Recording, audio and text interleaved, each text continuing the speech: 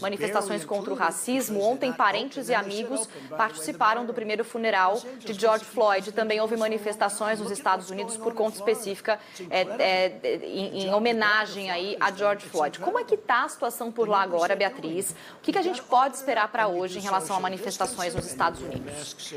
Fabiana, são esperadas mais manifestações para o país hoje. Neste momento acontece mais um protesto em Londres, a capital britânica. Esse já é o terceiro protesto por lá. Centenas de pessoas estão reunidas no centro da cidade. Agora, nos Estados Unidos, esses atos devem acontecer mais tarde. Ontem foi o 10º dia de manifestações contra o racismo, contra a brutalidade policial. Foram manifestações, como a gente tem acompanhado, há 2 dias mais tranquilas, né? A tensão diminuiu por lá. Isso muito por causa também dos policiais que foram acusados, né? O Derek Chauvin, que foi o policial responsável pela morte de George Floyd, ele que teve a acusação agravada, e aí depois os 3 policiais que também estavam envolvidos na ação também foram indiciados. Então isso deu uma certa esperança para os manifestantes, acabou, consequentemente, fazendo com que a violência cessasse um pouco, né? Então a gente tem visto atos violentos em menor quantidade durante essas manifestações nos Estados Unidos.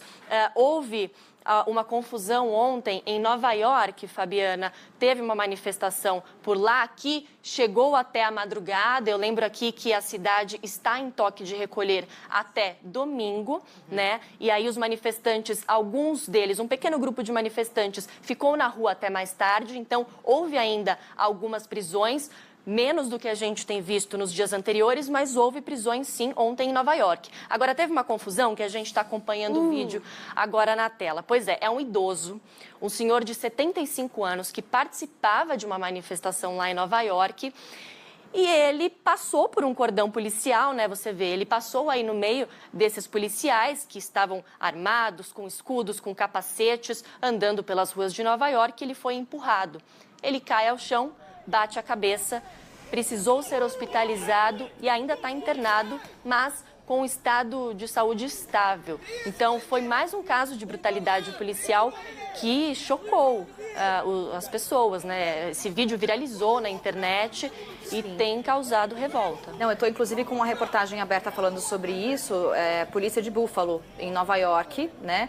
E a polícia, o comando da polícia de Buffalo em Nova York suspendeu esses 2 policiais que aparecem aí empurrando este senhor de 75 anos que estava desarmado, sem nada nas mãos, não estava com outra pessoa ao redor, fazendo, enfim, nenhum tipo de manifestação agressiva, foi brutalmente empurrado. A gente consegue ver pela imagem chocante que ele se machuca de fato, né?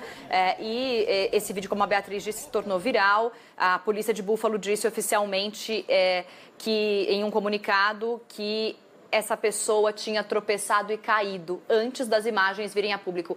É muito interessante que nos tempos que a gente está vivendo hoje, não tem mais como fazer nada, ainda mais numa situação de protesto ou de bloqueio policial, sem que alguém esteja filmando. E talvez isso seja muito bom para que a gente possa trazer à tona essas imagens, para que isso possa não se repetir mais.